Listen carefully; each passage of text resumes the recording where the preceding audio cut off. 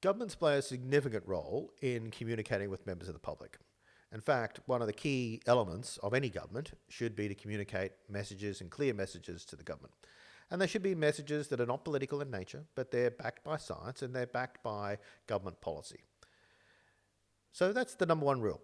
We should be looking to our government for information that is clear, consistent, and gives us direction on how we can manage our lives better and how we can reduce our carbon footprint.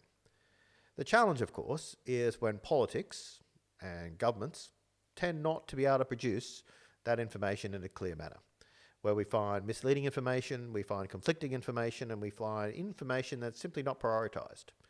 That is terribly unfortunate. Combined with that is the social media element, which confuses the message even more. We're finding that a lot of people simply don't know what to do.